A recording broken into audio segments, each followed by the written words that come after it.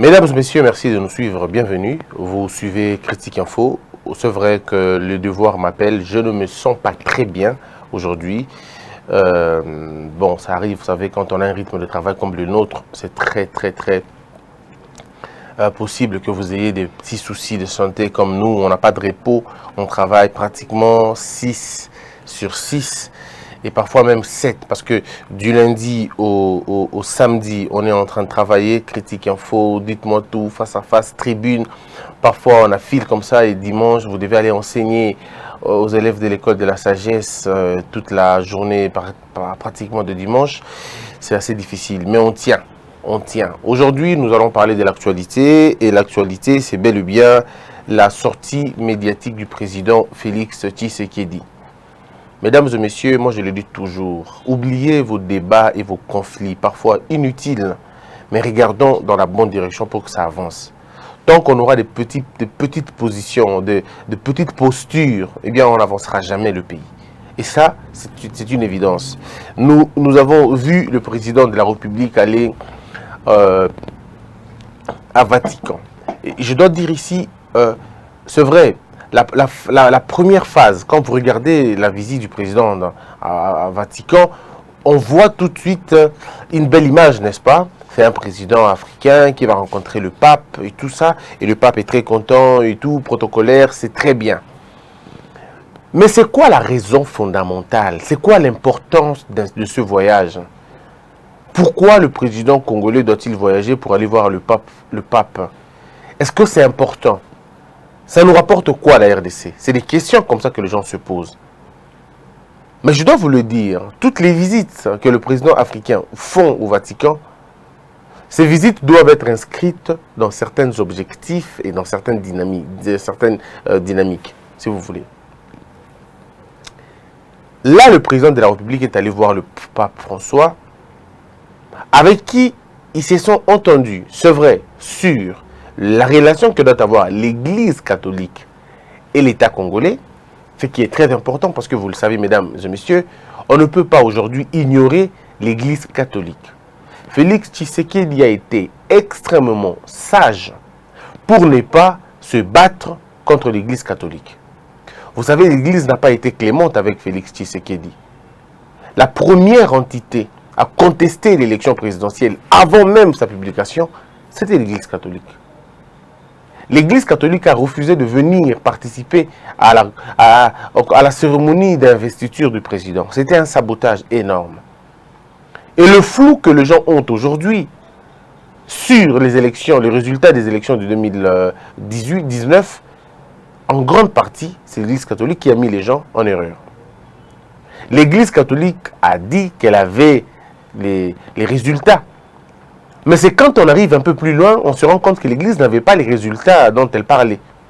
Plusieurs fois, on a donné à l'Église l'occasion de présenter les preuves, elle ne l'a jamais faite. Ni en privé, ni en public. Quand vous posez la question à M. Martin Fayulu de façon froide, qu'est-ce qui prouve que vous avez gagné les élections? Monsieur s'appuie sur le résultat de l'Église catholique qui elle-même n'a pas ces résultats-là. Ou alors en partie. Et donc, au regard de toutes ces réalités-là, l'Église catholique, on va dire, n'a pas été clémente avec Félix Tshisekedi. Est-ce qu'on peut dire que l'Église avait des problèmes avec la famille Tshisekedi? Je ne pense pas. Je ne saurais le dire. Mais d'autres sons de cloche nous affirment que depuis l'époque, Musengo et Tshisekedi, c'était un amour, je t'aime, moi non plus. Mais là, ça va être l'objet d'un autre débat. Aujourd'hui, parlons de ce qui s'est passé à Vatican. Mais regardez maintenant comment Félix Tshisekedi va négocier l'affaire. C'est vrai, certains membres de l'UDPS étaient prêts à affronter l'Église catholique. Ça aurait été un risque inutile à prendre. Et en tout cas, le gagnant, peut-être ne serait pas l'UDPS. Peut-être pas l'UDPS. Mais maintenant, le problème est à quel niveau? Le problème va se situer au niveau de la réplique de Félix Tshisekedi. Il a choisi la voie du respect, de la sagesse et surtout de la réconciliation. Il répondra à toutes les invitations de l'Église catholique, alors à toutes les invitations. Même lorsque l'Église catholique avait refusé de participer à la cérémonie d'investiture du président, Félix Tshisekedi a continué à inviter l'Église au palais de la nation.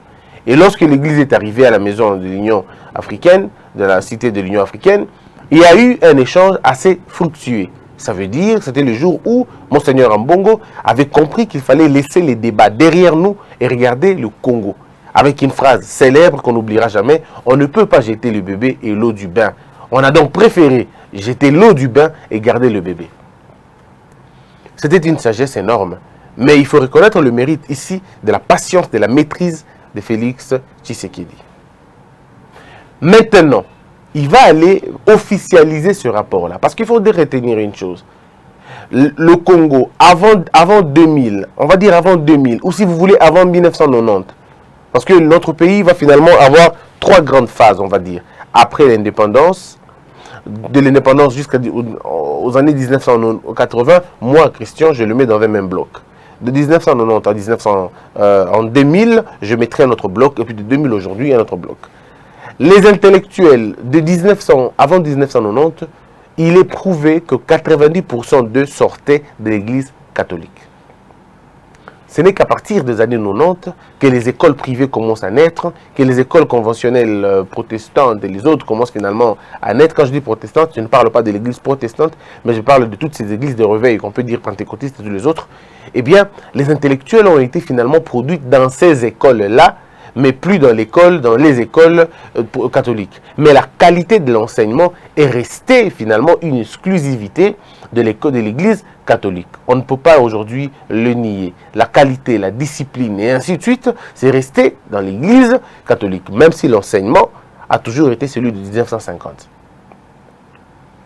Mais maintenant, lorsque l'église catholique est présente là où l'État n'est pas présent, parce que si vous faites le tour du Congo, vous allez voir là où l'État n'existe pas, mais l'église catholique est là. Donc l'église catholique est beaucoup plus présente que l'État dans certains coins du pays. C'est donc un vrai partenaire naturel, mais on va dire un peu contrasté, mais ça reste un partenaire idéal pour l'État congolais.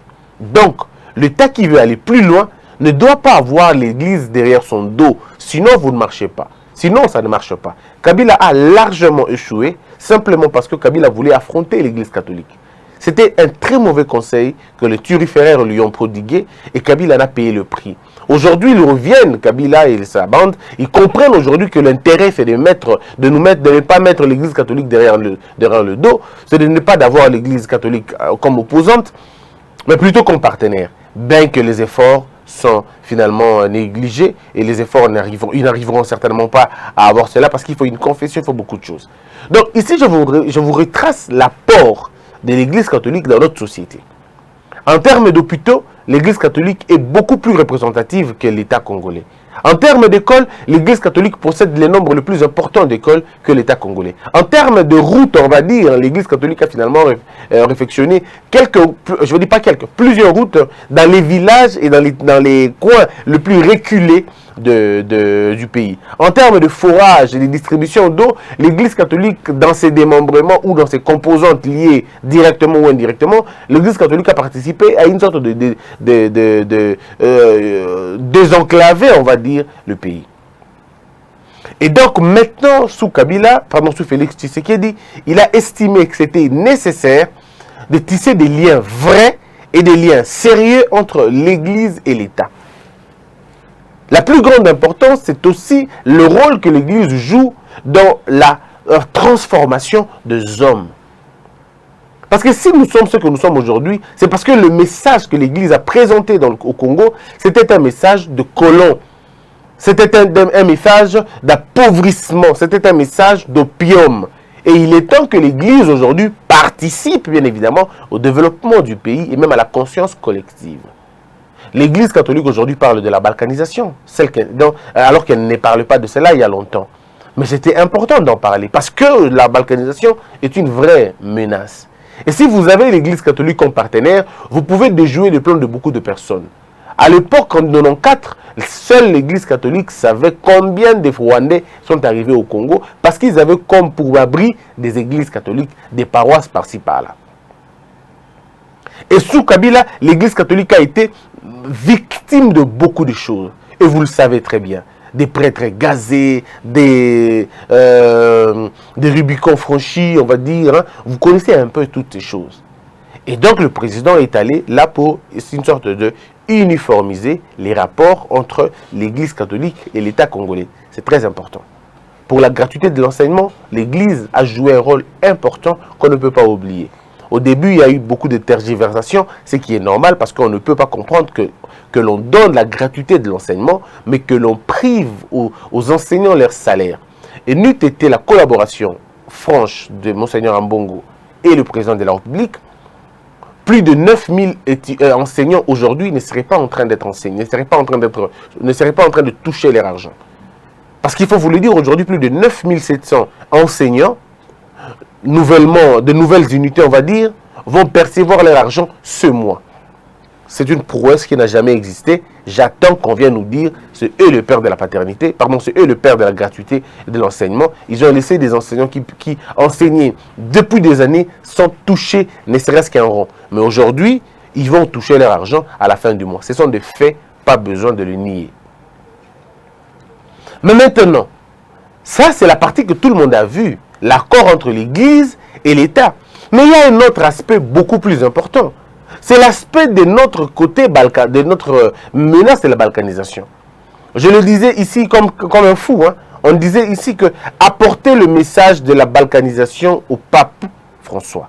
Pourquoi je le dis? Les gens vont dire, mais non, mais c'est une affaire congolaise. Vous vous trompez. C'est une affaire congolaise, mais qui a beaucoup d'implications. Aujourd'hui, il faut que l'opinion internationale comprenne que le Congo est victime d'une guerre conduite par les États-Unis, la Belgique, l'Angleterre et la communauté internationale derrière ces choses-là. Aujourd'hui, il faudrait en parler.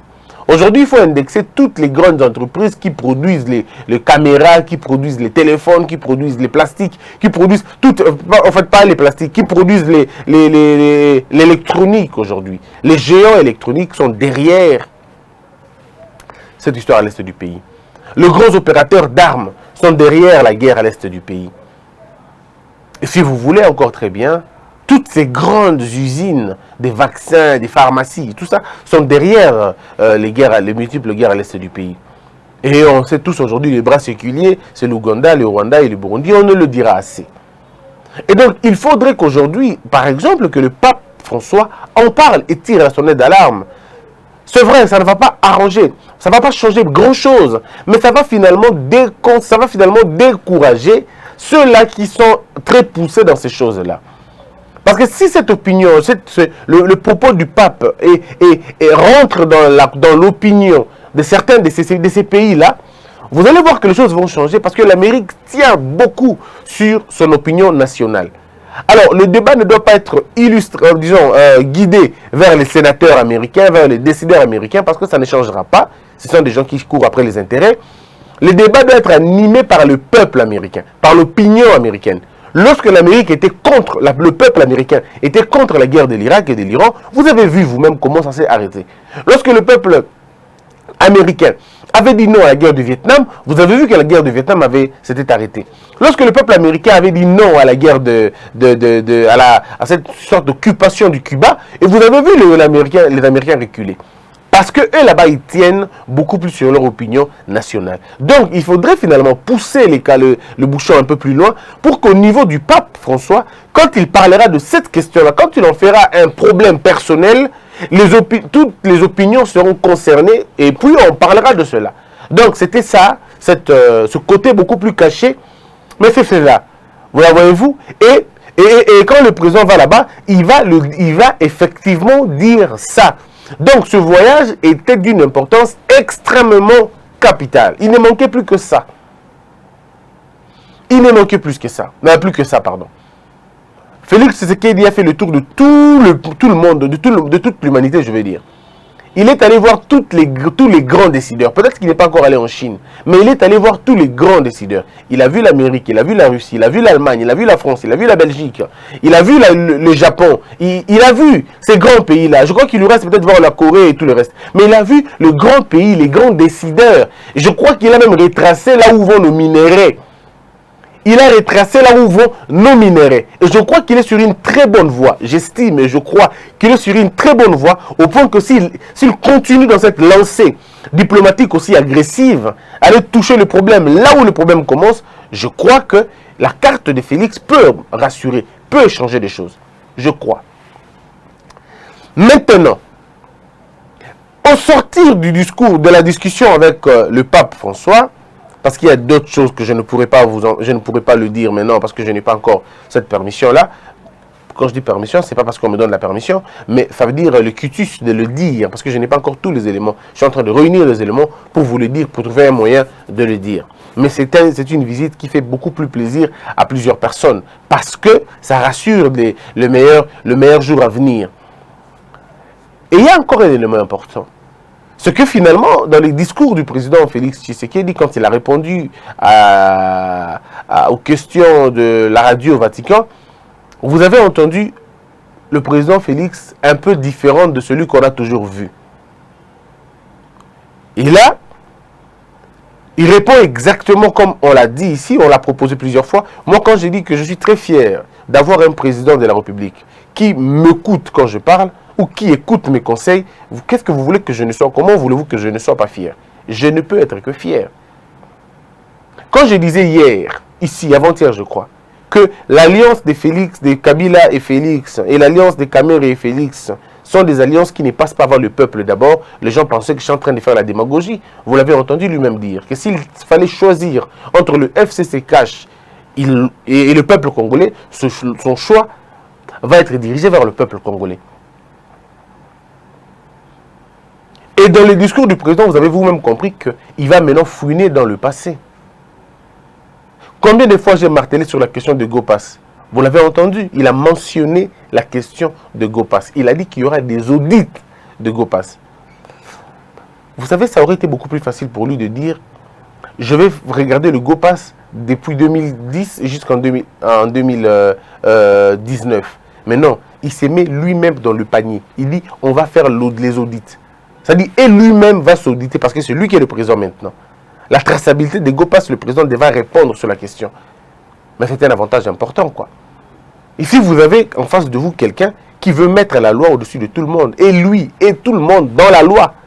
Je crois qu'il a pris une année, justement, pour que lui aussi soit comptable de cette question-là. Comme ça, on ne dira pas, il y a un acharnement. Non, parce que Félix Tshisekedi est comptable de l'argent du Gopass d'une année, je crois de 2019. Il est comptable parce qu'il est président de la République en ce moment-là. Mais quand il accepte lui aussi de se mettre dans le jeu, de se prêter dans le jeu, alors je me dis, mais c'est quelle transparence? C'est une très bonne chose. C'est une très bonne chose pour une démocratie. Un président qui accepte d'être audité. Il dit, bon, vas-y, auditez. Auditez et auditez librement. Remontez partout, vous pouvez remonter, mais nous devons savoir cet argent a servi à quoi pendant les 10 années. N'est-ce pas les débuts, comme on dit, de fouiner dans le passé? Quand on a dit aux Congolais ici que les mots que les autres ont commis ne vont pas être oubliés, les gens disent non, mais Fachi va être faible. On leur a toujours dit, et je le dis toujours, ce qui s'est passé dans le temps de Kabila va finalement être connu. Et ce n'est même pas Félix qui va fouiner dans le passé. C'est la justice congolaise qui va fouiner dans le passé. Le peuple va pousser l'appareil de justice à fouiner dans le passé. Et même les faits vont faire en sorte que nous puissions fouiner convenablement dans le passé. Et c'est là où nous nous trouvons aujourd'hui. Vous avez vu? Donc, on va fouiner dans le passé. Cette affaire de Kamona Sampou, ne vous en faites pas. Cette affaire de Kamona Sampou sera réglée. Cette affaire de 84 fausses communes, ou 94 fausses communes si vous voulez, cette affaire sera réglée. Cette affaire de 8 millions de morts à l'est du pays, cette affaire sera réglée. Ce sont des choses imprescriptibles. Et aussi la terre. Et aussi la terre. On trouvera une solution à ce problème-là. Et les coupables seront arrêtés. On va le dire aujourd'hui, on le dira demain, on le dira un autre jour. Ces gens-là seront arrêtés. Ça, c'est clair. Mais il y a encore un élément où il a dit quelque chose qui m'a fait plaisir. Le président parle de ses conseillers. Il dit la tâche la plus difficile d'un homme d'État, c'est de se choisir des collaborateurs. Kabila disait qu'il n'avait pas 15 collaborateurs. Et Félix aujourd'hui se rend compte qu'effectivement, lui non plus n'en a pas beaucoup en tout cas. Peut-être lui aussi n'a pas 15 collaborateurs autour de lui. Mais il a dit aussi pour relativiser, parce que moi j'avais dit, et vous savez, on disait toujours au président de ne jamais dire qu'on n'a pas de bons conseils. Un président ne se plaint pas, et heureusement il ne s'est pas plaint. Il a dit qu'il y a des problèmes qui se passent dans la société, dans la famille. Ils vont régler la question. Mais ça, c'est déjà un va en guerre. C'est déjà pour dire que les jours qui vont suivre seront des jours assez difficiles pour certains. Parce que comme je vous l'ai dit, et je vous le dis encore, comme je vous le dis et je vous le dirai toujours, le cabinet du président de la République va être changé. Ce cabinet-là va changer. Certaines têtes vont tomber. J'entends les gens qui n'ont même pas honte. Ils m'appellent pour me dire, Christian, tu ne peux pas imaginer, Félix Tshisekedi a 70% de ce qui se passe dans le cabinet et Kamer a 30% seulement. Mais vous oubliez que le 30% de Félix Tshisekedi, pardon, le 30% de Vital Kamerhe sont le 30% essentiel. Sont le 30% essentiel. Comment voulez-vous que le directeur de la presse du président de la République, comment voulez-vous que les directeurs de presse, les directeurs de presse de la présidence, soit quelqu'un qui a appartenu dans un autre camp politique opposé au président de la République? Mais je ne sais pas si vous pouvez me comprendre. La transhumance politique se récompense, mais elle ne se récompense pas au prix cardinaux. Ça ne se récompense pas aux postes cardinaux d'un pays. Non. La communication du président et la presse présidentielle doivent revenir impérativement aux hommes de confiance du président. Pas aux gens qui ont travaillé dans des partis politiques, qui ont milité dans les partis politiques, qui se sont mis à insulter le président de la République, qui ont juré que le président de la République était une nullité, qui ont dit que le président de la République n'avait pas étudié, qui ont dit que le président de la République n'était pas quelqu'un de très important. Et aujourd'hui, ce sont ces personnes-là qui doivent gérer la communication de la personne qu'ils ont insultée. Si ce n'est pas contradictoire, alors c'est un autre mot, un autre nom. Mais aujourd'hui, le président lui-même, je crois, quand il passe, il comprend. Il comprend lui-même que sa communication a littéralement échoué. Littéralement échoué. J'aurais préféré même que Mme Denise soit la conseillère, peut-être en communication. Je crois qu'elle aurait bien fait. Vous comprenez tout de suite que et la communication du président échouée et la presse présidentielle échouée. Les deux composantes qui finalement travaillent pour l'image du président sont des choses qui ont été totalement détruites. Mes frères, comment voulez-vous être près de la presse présidentielle et le président de la République a ça discours à cela qui n'a 30 juin, disons, n'a 24, non, c'était quoi, le 30 décembre ou le 31 décembre. Vous avez la vidéo modèle. Vous êtes vraiment de la presse présidentielle et vous laissez un président là-bas, image de modèle. Mais c'est pour l'humilier, c'est pour l'humilier littéralement, c'est pour le détruire dans la société. Tous les journalistes étaient estomaqués de voir qu'un président a une presse présidentielle. Il y a modèle à bouillir. Moi, j'ai appelé mes sources à la RTNC. J'ai dit, mais comment vous pouvez faire ça? J'ai tiré sur la RTNC ici. J'ai dit, mais comment la RTNC vous pouvez? Mais on m'a appelé, on m'a dit, mais Christian, c'est eux qui ont fait ça. Mais dites-moi un peu. Les caméramans, je ne sais pas comment ils font. Celui qui conçoit le projet, je ne sais pas comment ils... Mais finalement, vous voulez que le président Félix fasse tout. Il y a mon cas à la mission, il y a mon cas à la... Non, mais ce n'est pas possible.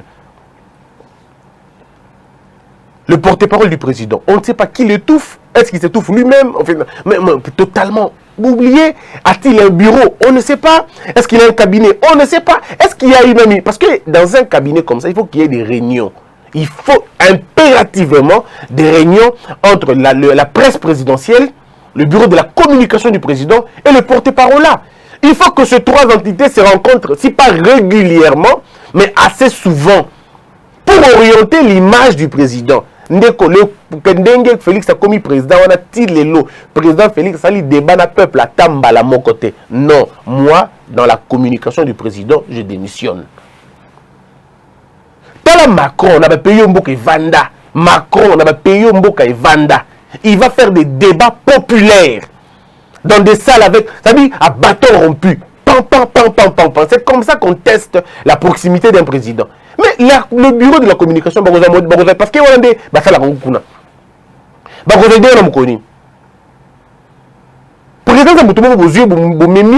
président président Félix Boy, Dibaya, hein? Bempumba, Vichuvi. Et c'est le président qui discute avec les mamans. C'est comme ça qu'on voit l'image d'un président proche du peuple. Non, et dites-moi seulement la vérité, vous ne travaillez pas pour lui, vous travaillez pour l'étouffer. Simple. Vous travaillez pour l'étouffer. Depuis un an, Félix Koupi à pouvoir, le président n'est jamais allé faire un débat avec le peuple directement. Ce n'est pas à lui d'imaginer ça, non. Il y a des gens qui ont étudié pour ça. Tout ce qu'on pense, que voilà, il y a mon côté, il y a mon côté, il y a mon côté. On est mon côté, on est bureau, il y a un débat, tout va foutre à ma cambo, il faut pas canisa kayango. Surtout le président de Congo et Kinshasa, Mbisi a combien dans Zando? Il ne connaît pas. Monsieur le président, Mbisi a combien? Mais le président doit connaître ces choses-là, il doit être au courant. Il faut qu'il aille dans ces terrains-là. Imaginez-vous le lot, Félix Tshisekedi, Nakata Pirogue.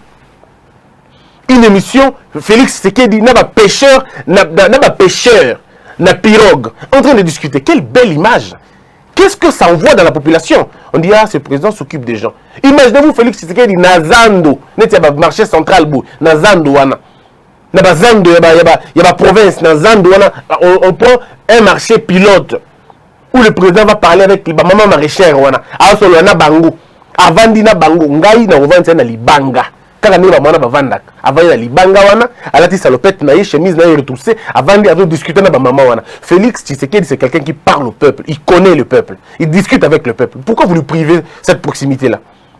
Non, parce que les gens sont en panne d'idées. Non seulement en panne d'idées, mais il y a un dysfonctionnement total dans le cabinet. On a balingi na bangote. Ils veulent pas. Parce qu'ils ont une compétence, ils ne veulent pas. Balingité. Balingité dans la populaire, hein? Tout ça balingité. Même à ta image, il y a Makambo, comment on appelle ça? Il y a Pape. Bouta la image de Batindion. Mais c'est des images protocolaires. Bon, image il y a visa, image il y a Kibumoto. Regardez les images il y a Obama. Obama est allé voir. Non, on y est. Là, moi qui connais battu le kimi Roma Mabé. Bon, ça image à président Nier sonné bakenda hôtel à Pape.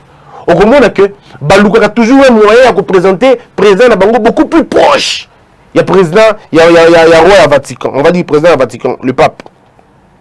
Balouka moyen. Mais Bissot, non, nous on fait de notre mieux pour ne pas être là. De l'ingé bloc protocole, bloc cala, bloc c'est si là déjà. C'est ce qu'on veut t'amener. Le résumé à discours, le président dit lui-même que il faut problème il reconnaît qu'il y a des problèmes. Et je suis convaincu que Arosa Lagnon ne peut pas changer. Il y a tellement d'idées, il est tellement ébélé que ceux qui ont bolingi et ça y est bien. Nous avons le président Félix Tshisekedi. Depuis que je gratuité enseigné bandi, Félix Tshisekedi est mort dans l'école, dans la salle, avant na baï, na ban, n'habite qu'à Kekotala, qui est déjà dans l'école, mais à qui pendant la salle de classe. Avant de Naban, à d'autres la ninge batotangis. Et ça, il y a quelques minutes, 7 minutes, 8 minutes, 9 minutes, 10 minutes. Et à poser des questions, bangou, et puis à bimi. Tout le monde est en noté. Excusez-moi, le président Félix Tshisekedi a quel noté place où bato Drepano Bazali. Moi, si Kendaki, c'est bien. Mais il y a mon président qui a noté. Le président s'est réparti là-bas. Et la communication. C'est comme ça qu'on séduit un peuple. C'est comme ça qu'on séduit un peuple. Vous avez vu comment il est allé là-bas? Mais vous avez vu comment on a rendu l'image? Ça veut dire les gens refusent. Les gens refusent tout simplement. Comment on a été à ça bien. Parce que ça est bien et comme il est compliqué. Bon, après. On va prendre ce que propos à président de la République. Le président confirme la signature de l'accord qui définit les cadres de fonctionnement entre l'Église catholique et la RDC, j'ai expliqué. Il a invité les papes à venir en 2021, j'ai expliqué. Il a rendu hommage au FARDC pour ses victoires contre les rebelles et l'ADF, au professeur Mouyembe pour son travail contre Ebola. Oui, mais pour la question, il y a armée. Né côté Wananga Christian, je n'ai pas aimé que le président mentionne ça. Ça fait 2 fois que le président revienne sur Makambouya armée. Et ce n'est pas bien. Monsieur le président, vous ne devez pas dire aux gens que Odaki komi ko savant ou Banagi ko exagéré. Non. Si vous le dites, on ne sait pas. Tant on nous dit que on est se tromper dans Makambouya armée. Qui ne nous dit pas qu'on est se tromper dans ma économie? On n'est pas se tromper dans Makambouya histoire. Alors vous risquez de nous donner l'impression que bon, nous c'est la politique, ça on y va place au Kenya. J'estime que parti wana il a qui parti à Malamouté. Et prochainement, Monsieur le Président, évitez de nous rappeler que on a bien été, on a exagéré un peu. Non. Restez dans ce que vous pouvez faire et dites-nous des choses bien. Mais à côté, on a rappelé que a passé c'est vraiment pas bien. Ça ne donne pas une bonne impression. Ça ne donne pas une très bonne impression. On se pose la question, c'était quoi le but de votre lutte? Mais je suis très convaincu qu'il y a des choses. Alors, vous permettez que je reprenne la même chose. Je vais continuer l'analyse et fait la deuxième partie. Parce que là, c'est très clair. Fouiller dans le passé, Ezali. Je ne sais pas continuer parce qu'on me demande d'arrêter. On a passé 30 minutes. Je vous retrouve dans la deuxième partie pour continuer dans la même lancée, de réfléchir qu'à moko. Que la peur quitte nos esprits et que Dieu bénisse les RDC.